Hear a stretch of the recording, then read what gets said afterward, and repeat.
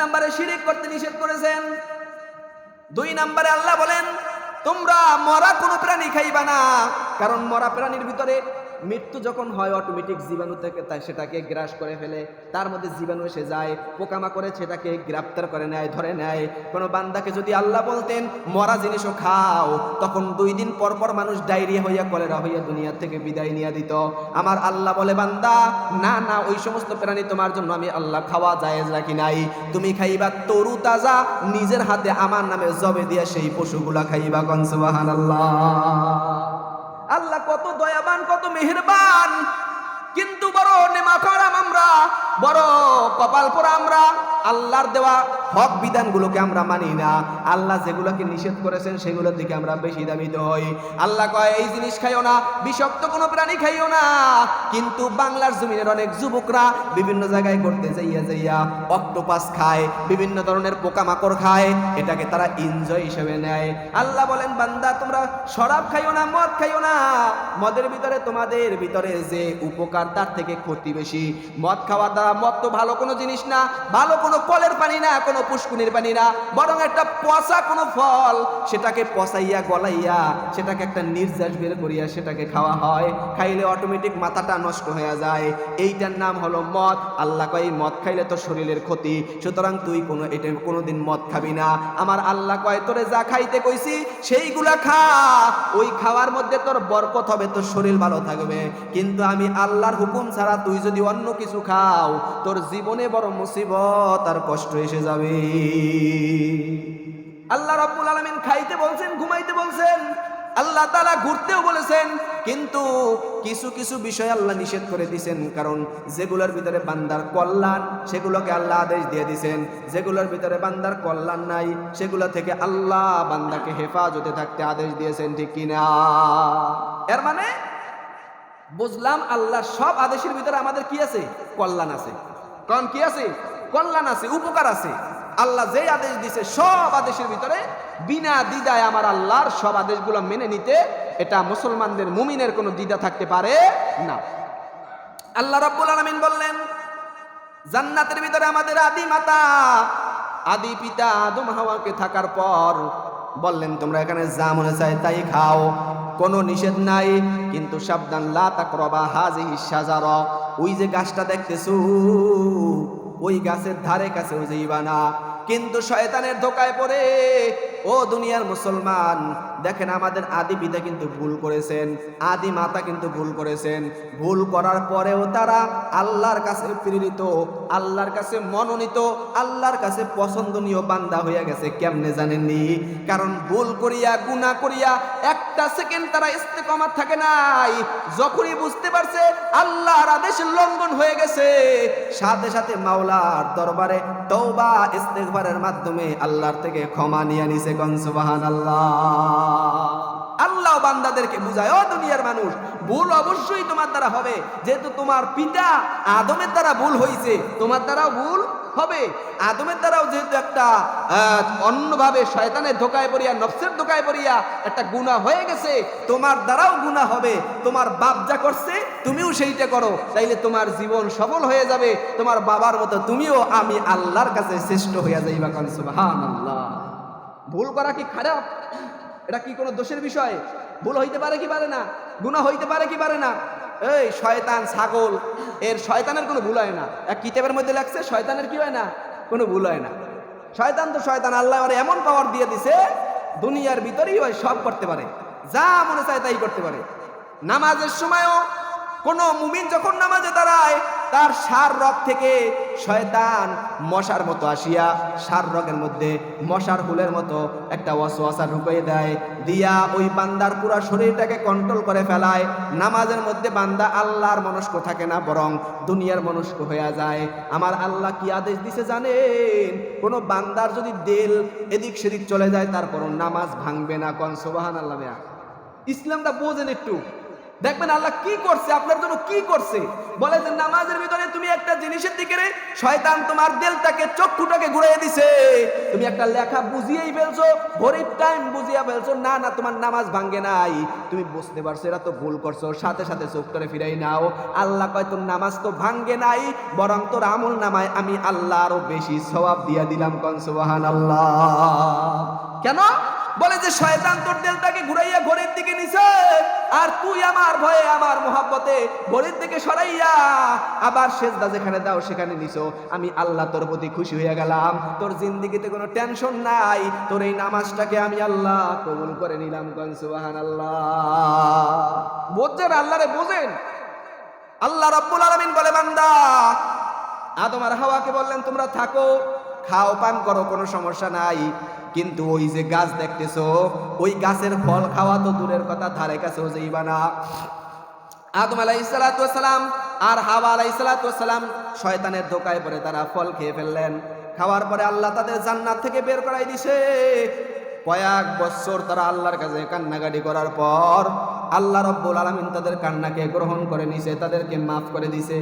মাফ করার পরে সবচাইতে বড় যেই দায়িত্ব আদম আলাইহিস সালাতু ওয়াস সালামকে আল্লাহ দিয়েছেন সেটা হলো বাইতুল্লাহকে নির্মাণ করা। কোন সুবহানাল্লাহ।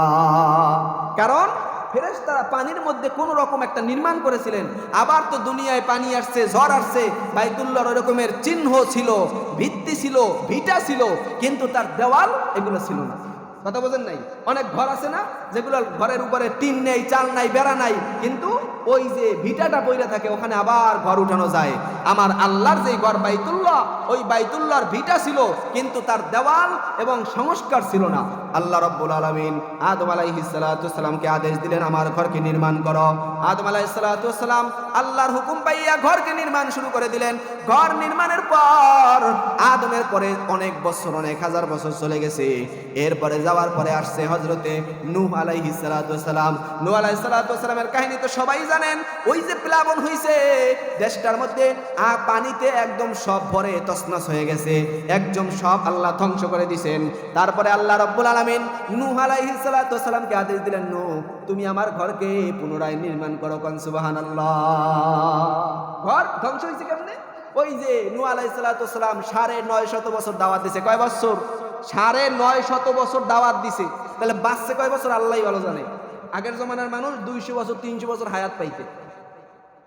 আল্লাহ রাব্বুল আলামিন এখানে আর একটা কথা ছোট্ট করে বলে রাখি, এই যে 200-300 বছর বললাম, সাহাবায়ে কেরাম যখন এই কাহিনী শুনছে আল্লাহর রাসূলের কাছে বলে, ইয়া রাসূলুল্লাহ আমাকে বয়স দি 70 থেকে 80 বা 100 বছর, তাহলে হেরা 200 বছর থেকে বেশি বেশি ইবাদত করছে, আমরা এত ইবাদত কেমনে করব?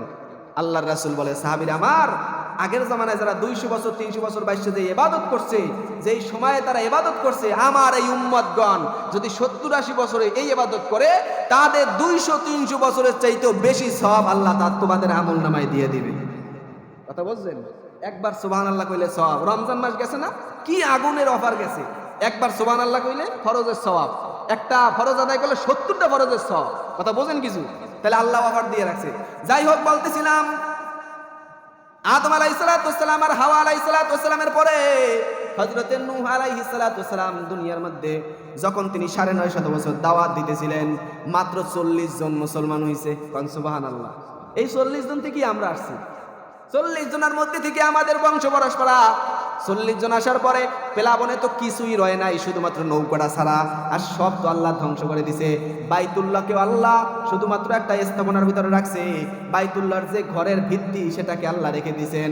নূহকে আদেশ দিয়েছেন, নূহ তুমি আমার ঘরের সৌন্দর্য, আমার ঘরের নির্মাণের কাজে সহায়তা করো, আমার ঘরটাকে সুন্দরভাবে নির্মাণ করো। নূহ আলাইহিস সালাতু ওয়াস সালামের পরে হযরতে ইব্রাহিম আলাইহিস সালাতু ওয়াস সালামকে আমার আল্লাহ আদেশ দিলেন, ও ইব্রাহিম তুমি আমার ঘরকে নির্মাণ করো। 3 নম্বরে আমাদের জাতির পিতা হযরতে ইব্রাহিম আলাইহিস সালাতু ওয়াস সালাম বাইতুল্লাহকে নির্মাণ করেছেন। কোন সুবহানাল্লাহ। এর আগে অনেক নবী রাসূলরা তারা ঘর নির্মাণ করতে পারে, ইতিহাসে অনেক বর্ণনা আছে, কিন্তু বড় বড় যেই নবীরা তার মধ্যে থেকে হযরতে আদম, নূহ এবং হযরতে ইব্রাহিম, এরপরে সর্বশেষ আমাদের নবী, এরপরে আরো অনেক আল্লাহওয়ালা বুজুর্গরা বাইতুল্লাহকে সুন্দর করছে, সংস্কার করছে, কিন্তু ভিত্তি স্থাপন করে গেছেন আদম, নূহ, ইব্রাহিম আলাইহিস সালাতু ওয়াস সালাম। কথা বুঝাইতে পারছি? আল্লাহ রাব্বুল আলামিন এই কোরআনের যে আয়াতে বললেন, ইন্না আউওয়ালা বাইতি উদিয়া লিন-নাসি লাল্লাযী বিবাক্কাতা মুবারাকাও ওয়া হুদাল লিল আলামিন। এই আয়াতের মধ্যে গুরুত্বপূর্ণ একটা জবাব দিয়ে দিয়েছেন আল্লাহ। এ দুনিয়ার মুসলমান, আল্লাহর গোলাম যারা ইতিহাস জানেন, ইসলাম সম্পর্কে জানেন, আপনারা শুনে থাকবেন আমাদের দুইটা কিবলা। কয়টা কিবলা? জোরে সবাই বলেন, কয়টা কিবলা? একটা হলো বাইতুল্লাহ আর একটা বাইতুল মুকাদ্দাস। যেই জেরুজালেমের ভিতরে হামলা চলতেছে, ওই যে জেরুজালেমের ভিতরে সেই যে ইসরায়েলি হামলা চলতেছে, সেখানে বাইতুল মুকাদ্দাস এটা আমাদের কিবলা। আল্লাহর রাসূল যখন নবুয়ত পাইলেন, আল্লাহ রাব্বুল আলামিন বাইতুল মুকাদ্দাসকে কিছু সময়ের জন্য কিবলা বানাই দিলেন। কারণ ছিল ইহুদিদেরকে একটু খুশি রাখা, কারণ ইহুদিরা জইলা পুইরা ধ্বংস হয়ে যাইতেছিল। কেন জানেননি? কারণ তারা আশা করেছিল সর্বশেষ নবী মুহাম্মদ তাদের বংশ থেকে আসবে, তাদের বংশ থেকে মুহাম্মদ নবী আসবে। কিন্তু দেখে যে মুহাম্মদ নবী এসে কুরাইশ বংশ থেকে। এই কষ্টে আর সহ্য হয় না। আল্লাহ তাদের একটু দিলটাকে প্রশান্ত করার জন্য তাদের ওই বাইতুল মুকাদ্দাসের দিকে, মদিনার নবীকে বলেন আপনি কিছুদিন ওদের একটু শান্ত করার লইগা ওদিকে ফিরে একটু নামাজ পড়েন। একদিন আসরের নামাজ পড়তেছে মদিনার নবী, আল্লাহর রাসূল ওই বাইতুল মুকাদ্দাসের দিকে তাকাইয়া নামাজ পড়ে, কিন্তু দিলটা সব সময় মক্কার দিকে ঘুরে ঘুরে তাকায়। মাঝে মাঝে মদিনার নবী উপরের দিকে তাকাইয়া বাইতুল্লাহর দিকে তাকাইয়া একটু চোখের পানিও ফালায়। আমার মাওলা বুঝে কি বোঝে না? আওয়াজ দিয়া কন, আমার মাওলা বুঝে। মদিনার নবীর নিজের এলাকার জন্য বাইতুল্লাহর জন্য বড় টান, কারণ এই বাইতুল্লাহ তো ইব্রাহিমের বানানো, এই বাইতুল্লাহ তো দ্বিতীয় আদম হযরতে নূহের বানানো, এই বাইতুল্লাহ তো আমাদের আদি পিতা হযরতে আদম আলাইহিস সালাতু ওয়াসসালামের বানানো। যেই বাইতুল্লাহ বাবা বানাই গেছে, দ্বিতীয় আদম বানাই গেছে, জাতির পিতা বানাই গেছে, সেই কাবার প্রতি টান থাকা তো এটা স্বাভাবিক, ঠিক কি না? মদিনার নবী বাইতুল মুকাদ্দাসে ফিরে নামাজ পড়ে, কিন্তু দিলের ভিতরে একটা টান, একটা কষ্ট। আমার কাবাটা যদি আল্লাহ আমার কাবা বানাই দিত, আমার কিবলা বানাই দিত, কতই না ভালো হইতো। মদিনার নবী একদিন আসরের নামাজ পড়ে, আল্লাহ জিবরাইল রে কয়, আর আমার হাবিবরে কষ্ট দেওয়ার সুযোগ নাই, তাড়াতাড়ি যাও নামাজের মধ্যে যাইয়া খবর দাও, তাড়াতাড়ি ঘুরিয়া যান মদিনার নবী, আপনাকে আল্লাহ আদেশ দিয়েছে তাড়াতাড়ি ঘুরিয়া আপনার কিবলার দিকে আপনার নামাজ পড়েন। কোন সুবহানাল্লাহ। মদিনার নবী নামাজের ভিতরে আল্লাহর আদেশ পাইয়া বাইতুল্লাহ থেকে মুখটাকে ফিরাইয়া কাবার দিকে, বাইতুল্লাহর দিকে, মক্কার দিকে মুখটাকে ফিরাইয়া আল্লাহর রাসূল নামাজ শুরু করে দিয়েছে। এই কাহিনী যখন ঘটলো, তখন ইহুদি আর নাস্তিকরা আবার জাগ্রত হয়ে উঠছে, ডাক দিয়া বলে, এতদিন বাইতুল মুকাদ্দাসের দিকে ফিরে নামাজ পড়লো, এখন মুসলমানরা কত ছলচাতুরি করে, কত দুই নাম্বারি বাটপারি করে, দেখো আবার বাইতুল্লাহর দিকে মুখটাকে ফিরেই নিছে।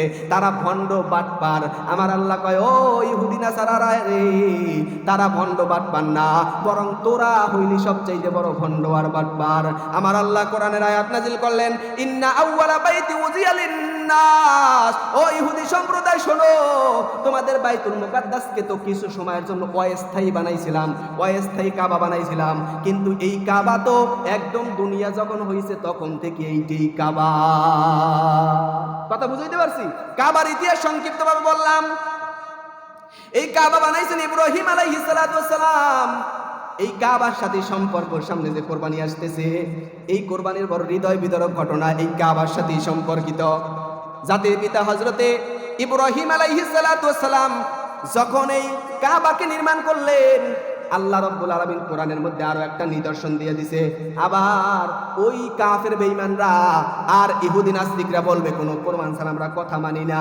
আল্লাহ কোরআনের ভিতরে প্রমাণ দিয়া বলে, ও ইহুদি নাস্তিকরা শোনো, ইন্না আউওয়ালা বাইতি উযিয়া লিন-নাসি লাল্লাযী বিবাক্কাতা মুবারাকাও ওয়া হুদাল লিল আলামিন ফীহি আয়াতুম বাইয়িনাতুম মাকামু ইব্রাহিম। সুবহানাল্লাহ। কন্যা আল্লাহ রাব্বুল আলামিন মাকাম ইব্রাহিম, এটা বুঝেন তো? ইব্রাহিমের নাম আছে না নাই? কথা কয় না, জোরে কোন। আল্লাহ রাব্বুল আলামিন কয়, ও দুনিয়ার কাফের বেঈমান নাস্তিক বেঈমানরা, তোরা যদি কও তোদের বাইতুল মুকাদ্দাস সত্যিকারে পূর্বের থেকেই কাবা ছিল, আমি আল্লাহ বলে দিলাম, এখন যাইয়া চেক কর, ওই যে ইব্রাহিম যেই পাথরের উপর দাঁড়াইয়া আমার এই ঘরকে নির্মাণ করেছে, আমি আল্লাহ কিয়ামত পর্যন্ত ওই পাথরের উপর ইব্রাহিমের পায়ের ছাপ রাখিয়া দুনিয়ার মানুষদেরকে সাক্ষী রাখলাম আমি আল্লাহ যেই কাবাকে তোদের বংশ আসার পূর্বে ইব্রাহিমের আমলি বানাইয়া রাখছি। সেই আমলি ইব্রাহিম নিজে পাথরের উপরে দাঁড়াইয়া দাঁড়াইয়া কাবা বানাইছে। তোদের ওই বাইতুল মুকাদ্দাসকে সাময়িক সময়ের জন্য কাবা বানাইছিলাম। এরপরে যদি তোরা বিশ্বাস না করো তোদের কপালে পিসা ছাড়া আর কিছু নাই, ঠিক কিনা? আল্লাহ প্রমাণ দিয়া বললেন, ও ইহুদি বেঈমান, তোরা তো মনে করছো আল্লাহ রাব্বুল আলামিন শুধু মুসলমানদের পক্ষ নেয়, শুধু আল্লাহ তাআলা যা মনে চায় তাই কইতে থাকেন। না না, তোরা একটু ইতিহাস খোঁজ দেখ। আমি আল্লাহ যেটা বললাম একটু প্রমাণটা খুঁজে নে। দেখ সেখানে একটা পাথর আছে যেটার নাম মাকামে ইব্রাহিম।